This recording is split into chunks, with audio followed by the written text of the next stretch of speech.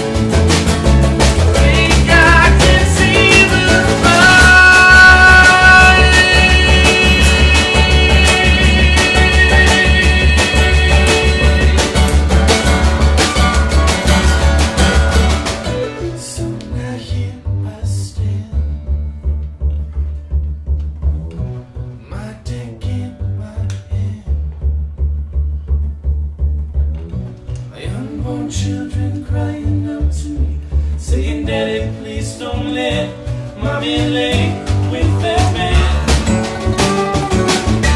'Cause when the smoke all clears, along with ringing in your ears, you wake up next to some stranger, wondering where the fuck I am, wondering about fixing all my fears. Living in me now, living in me now.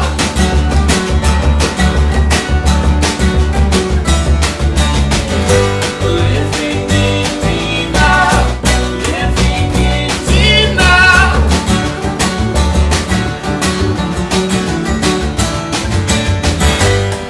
Living in me now, living in me now.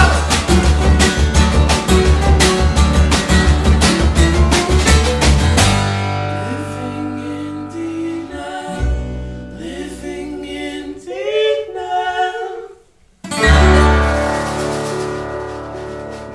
Taking the song we just heard, Living in Denial, from a creative standpoint, like what was talk about the conception, and we're going to talk more about what you guys are doing this year, 2015, with all the music you have coming out, but conceptually from like a very small idea standpoint to a completed song, how does it work for the Janks? In the case of that song, he came to the table with the lyrics and music, and then we kind of turned it into what it became. So I think, generally speaking, the seed for a song tends to come from one person, and then we arrange it and make it our own. The line in there, some punk hack, no talent. I love lines like that in songs where it's like, I'm saying it wrong. It's like some punk no talent hack. Yeah. Is that about a particular person? Yeah.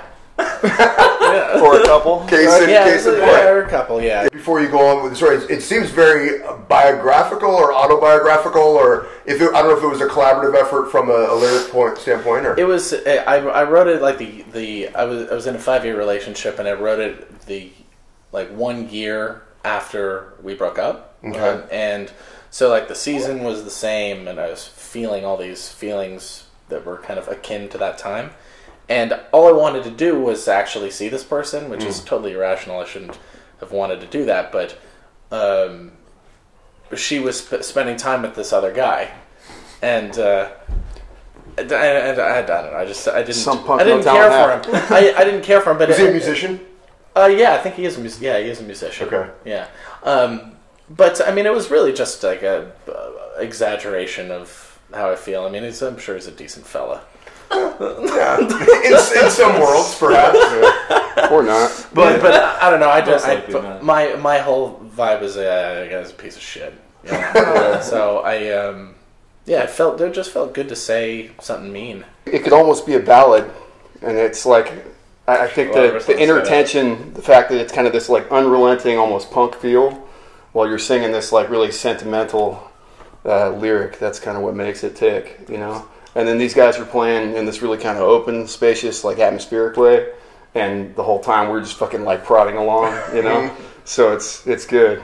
Do you guys write from real life experiences? I mean, even if you're manufacturing it, like you have to be like lucid enough to and clear enough to be able to access something that's real.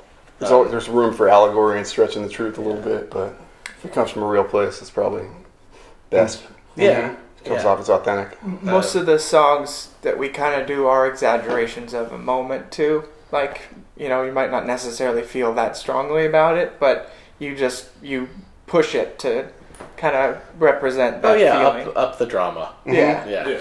And I do it, just like we all do it, hesitant to compare bands to other bands. You know, you say, oh, well, you know, if you like this and this, you'll like this and this. Like your internal algorithm goes off. But I hear a lot of like Tom Petty and you guys. I hear like The National. I hear some of these like not dark in a negative way or an oppressing way, but that kind of haunting noir type rock vibe, but with also some incredibly written songs. Lyrically, I guess we could influence wise, we can kind of run down the line. Growing up, you two, what was on the family stereo? What were you guys listening to early on as kids? Maybe family stereo, definitely.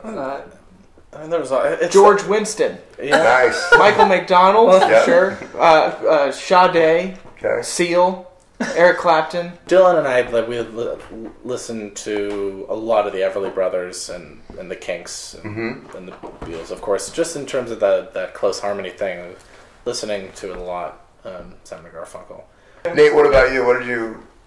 You know, the stuff that got me into playing and kept me playing is like early California hardcore. So Adolescence, Agent Orange, Dead Kennedys, Black Flag, Circle Jerks, all the DC stuff, Bad Brains, Minor Threat, Fugazi, and stuff from the UK. So SLF and Sex Pistols, Sham 69, The Clash, of course, is a big one.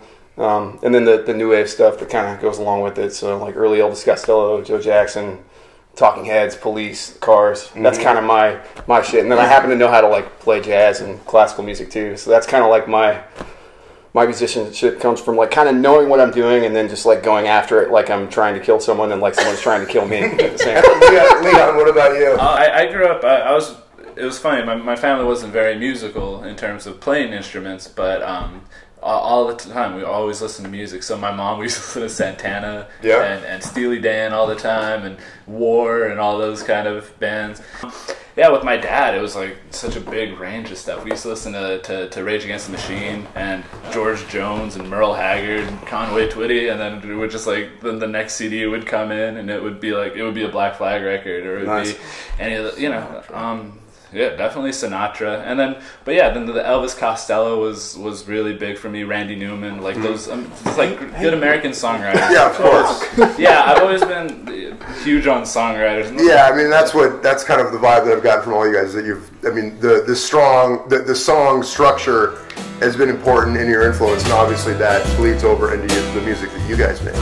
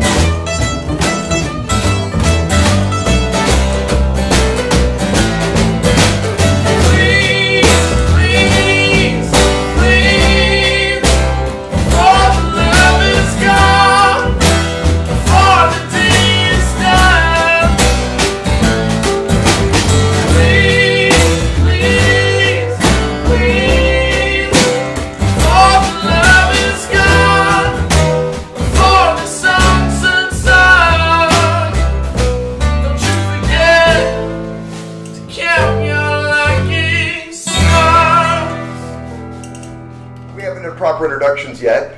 We have Zach, we have Nate, we have Dylan, and we have Leon, and two brothers, Dylan and Zach. Were you guys those kids that, you know, your parents or whoever would be like, at holidays, all right, get up and go perform? You know, like Thanksgiving dinner, you guys have to get up and sing. And I would do Chris Farley impressions, like, and stuff. You do a great McDonald. Now that we're rolling, I got to hear the, let's do it. She came from somewhere back in long ago. Sent about a phone, don't Okay. But, And well, now Chris Farley. well, I mean, that's a whole rigmarole. It actually it hurts the voice. You let the It cat out hurts of the bag voice. already, man. Is this the man guy down by the river? Oh well, you know what's great is we actually got to meet him. We got to meet him, and Very he cool. because our dad is an actor. Okay. And which ties into the question you asked, that like we grew up around performers and stuff, but we didn't play together until we were like I was right out of 4 college. years ago. 4 or 5 years ago, yeah. But yeah, you can come sit down. I'll tell the story. I mean, so He's gonna make us wait. It's a teaser. our dad, he was doing stuff on Broadway, and Chris Farley was doing SNL at the time. He knew of our dad, and he was on the same flight as us going out to meet our dad. So he came back and to check on us in the what is it, middle class? Didn't coach. Chris Farley. He came back from first class, and he came to see us, and he put on a whole show for us. And so the stewardess was coming by and was like, "Oh, pardon me, ma'am." And then he comes right up to us and goes, "Stewardess told me a couple kids were causing trouble back here." Did you guys have the sibling rivalry at all, or you guys get along like Big peanut time. butter and jelly? Big time. I don't think that there is that much sibling rivalry. Of like if I'm trying to think of a practical, like an actual example. Like if because I always want him to have his moments. Like I would prefer for him to be doing more. Yeah. Actually. I'm not like I want spotlight. I'm not that kind of person. It's more sibling. Like even if we're in a room or if we at a new place and there's a pretty lady there, like if she takes to Dylan, I'm like awesome. Yeah. You know, like I don't care. Right. Like it's next. Because it's bound to fail anyway. So Yeah, it's all futile. Let that be clear. Your debut album came in 2012. The EP end of last year. This year, you guys have to explain what you're doing because it's the coolest thing I've heard artists doing, a band doing in a while, in terms of giving fans a lot of cool content and great music. Who wants to break that down? So what we want to do is be a creative force band and just constantly be creating and putting out. So every last Friday of the month for the rest of this year, we'll be putting out a single. And we'll be recording more than that. So that's going to happen every month no matter what. But our big goal for the end of the year is to have a great album. And that's really important to us, I think. And again, with all these, it's a singles environment now with, the world of streaming and stuff like that. And so what we've lacked in a long time is just a really great album. And we want that, and we want to start building that.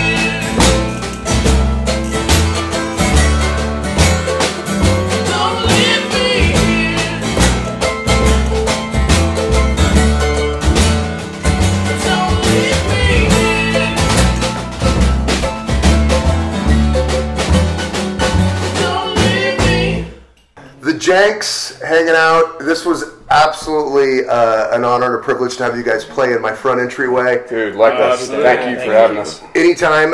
Where can folks, all the social stuff, and then how, because I want to know too, how do I find out how I can get one of these every last Friday singles? Yeah. I mean, it'll be available. They'll be everywhere, man. Do you guys have like a mailing list or? Yes, we have a mailing list. You can get on our website. We'll be streaming it on our website. There's a mailing list at thejanks.com. This is your cue to give the website. Sorry, I'm screwing this up. It's just thejanks.com. That's and easy then look enough. for us on Facebook. It's the Janks. What's the Facebook? Or Twitter. It's Facebook/the Janks? The Janks Band, yeah. Oh, the Janks Band. Janks Yeah, and you guys, I mean, I think we follow one another on Instagram, Twitter. It's all, you guys are all out there. Yeah. So. Check them out, the Janks. Thanks again, guys. Thank you. That was awesome. Thanks, man. Yeah, man. Yeah. Thank you so much. Thank you. It's fun. Hey, thank you, little Peg. Thank you, Peg.